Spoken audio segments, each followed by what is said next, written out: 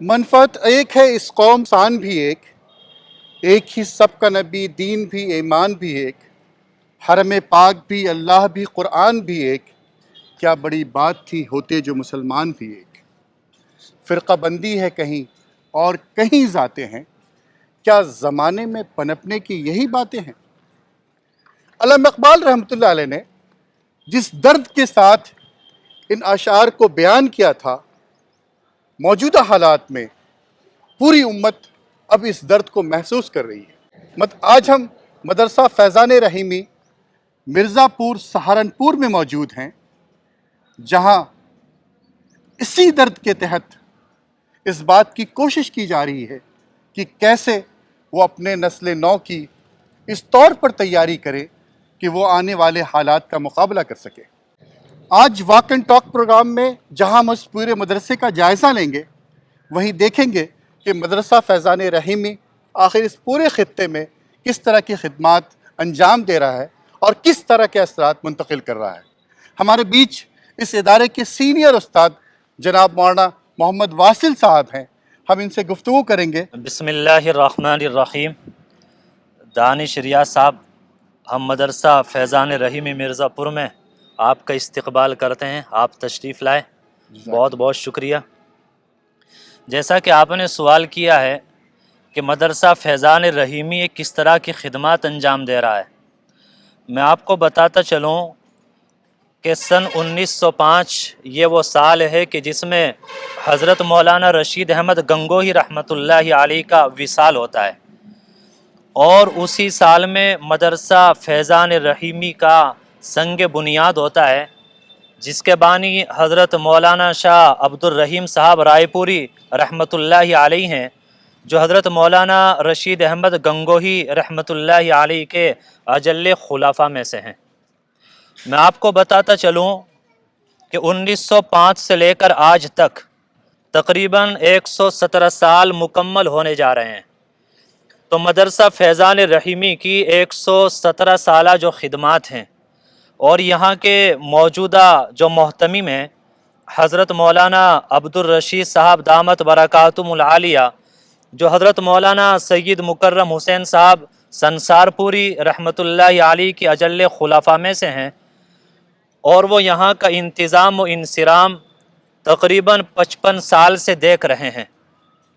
ان کے زیر نگرانی جو مدرسہ حاضان ترقی کی ہے کہ یہاں ناظرہ قرآن کریم سے لے کر حفظ قرآن کریم اور عربی درجات میں فارسی سے لے کر جماعت مشکات شریف تک تعلیم کا ایک بہت خوبصورت اور بہت اچھا انتظام ہے۔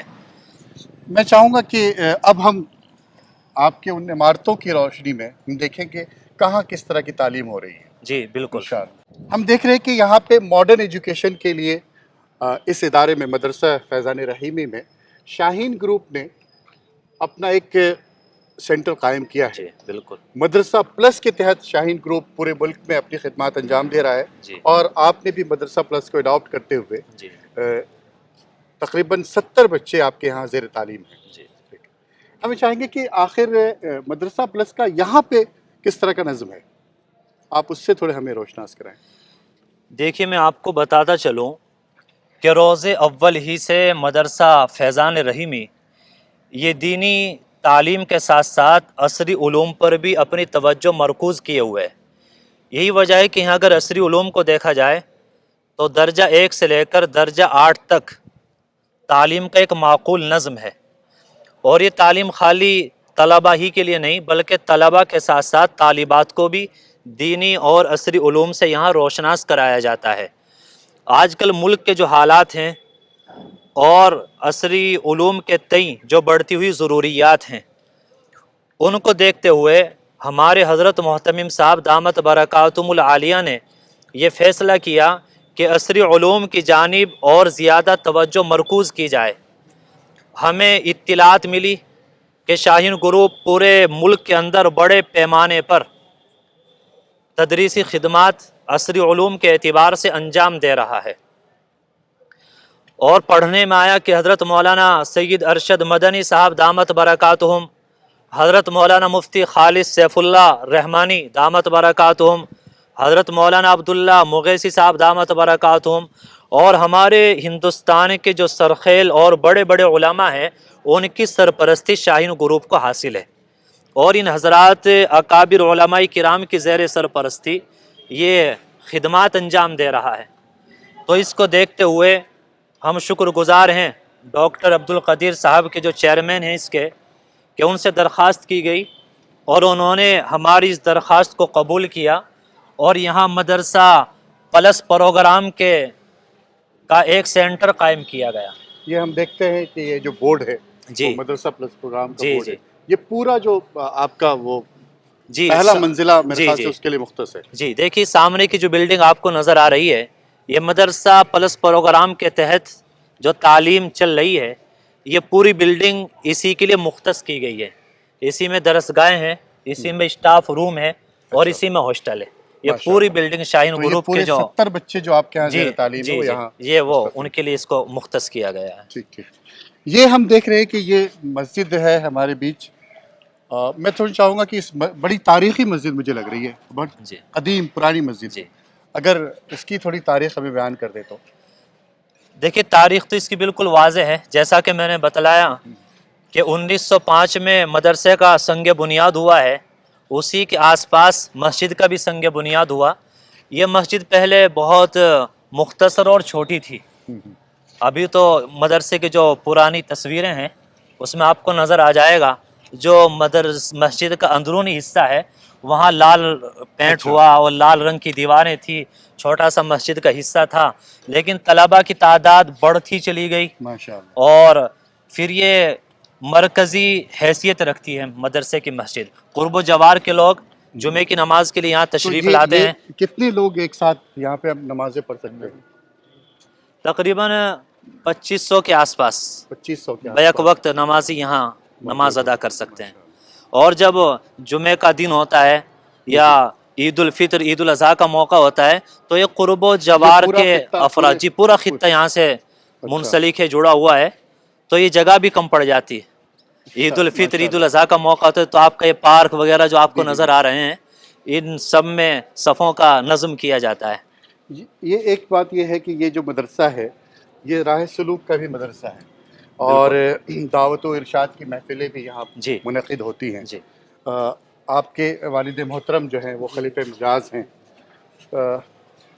کس طرح سے لوگ اپنے روحانی سکون کے لیے یہاں پہ آتے ہیں اور کوشش کرتے ہیں کہ روحانی طور پہ جی ان کو سکون حاصل ہو؟ بالکل بالکل میں چاہوں گا کہ اس سلسلے میں دو چار کلمات آپ جی اگر دیکھیے میں آپ کو بتاتا چلوں، جہاں تک سلوک اور تصوف کی بات ہے، اس مدرسے کی بنیاد ہی سلوک اور تصوف پر رکھی گئی ہے، کیونکہ اس اچھا کے جو بانی ہیں وہ حضرت شاہ عبد الرحیم صاحب رائے پوری رحمۃ اللہ علیہ ہیں، جو تصوف و سلوک کے ایک بہت بڑے امام ہیں۔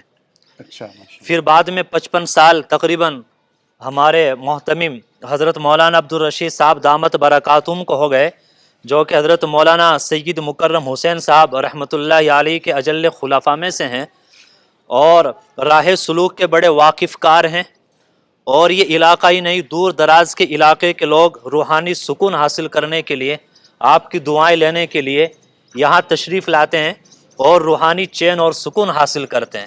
یہ یہ جو تصوف اور سلوک ہے کیا، میں یہ آپ کو بتلا دوں پہلے۔ جی جی دیکھیے اصل یہ ہے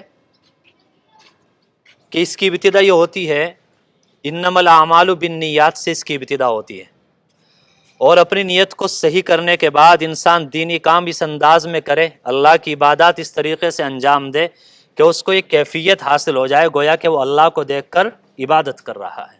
ماشاء اللہ۔ یہ جو ہم دیکھ رہے ہیں یہاں پہ پورا جو نظم ہے، جی یہ زیادہ تر وہ لوگ ہیں جو باہر سے آتے ہیں جی کسب فیض کے لیے، جی ان کے لیے یہ جی پورا نظم کیا جی گیا دیکھیے مسجد کے بازو میں ہے۔ جی ایک بہت بڑا کمرہ ہے ہاں ہاں جس کو خانقاہ کے نام سے موسوم کیا گیا ہے۔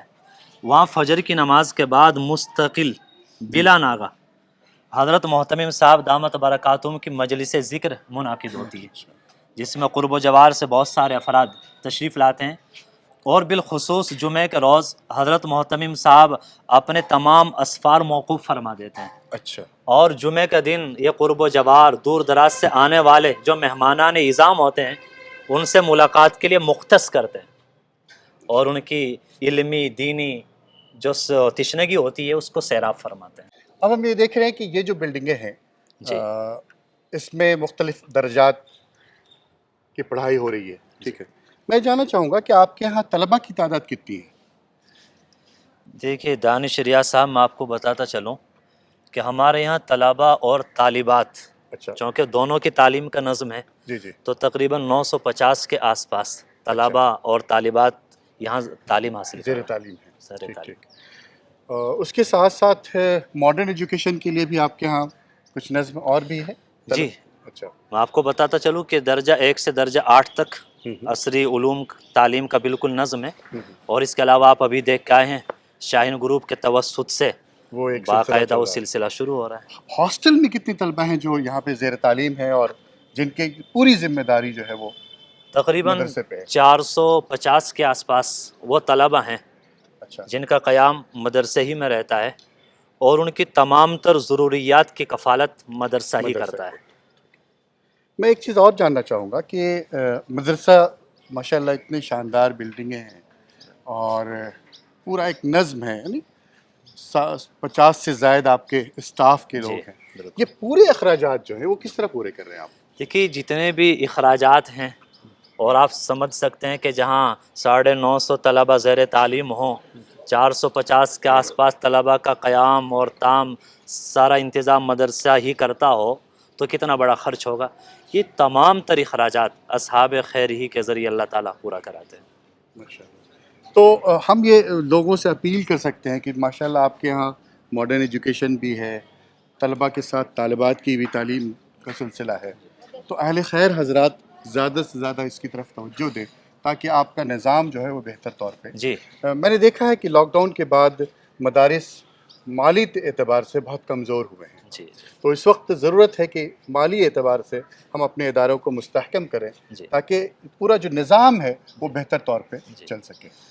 دیکھیے میں آپ کو بتاتا چلوں کہ ہمارے اکابرین رحمہم اللہ نے جب مدارس کا یہ جال پھیلایا تو اس وقت کچھ اصول مرتب کیے گئے تھے، ان میں ایک اصول یہ تھا کہ مدارس کے لیے کوئی بھی مستقل ذریعہ آمدنی نہیں بنایا جائے گا۔ یہ ہمارے اکابرین کی دور اندیشی ہے، کیونکہ اگر مستقل ذریعہ آمدنی ہو جائے تو آج عوام اور علماء کا آپس میں جو ربط ضبط تعلق ہے یہ شاید باقی نہ رہ پائے۔ تو یہ دور اندیشی ہے ہمارے اکابرین کی کہ انہوں نے اصول بنایا کہ مستقل ذریعہ آمدنی نہ بنایا جائے، بہت اور شکریہ۔ یہ توکل علی اللہ یہ سارا نظام ہے جو آپ دیکھ رہے ہیں چل رہا ہے۔ ہم بات کر رہے تھے جناب مولانا محمد واصل صاحب سے، ہمارے نائب محتمم بھی ہمارے ساتھ ہیں۔ ہم نے دیکھا کہ مدرسہ فیضان رحیم میں کس طرح سے تعلیم دی جا رہی ہے اور علاقے پر اس کے کیا اثرات ہیں۔ میں دانش ریاض، مدرسہ فیضان رحیمی، مرزا پور، سہارنپور سے۔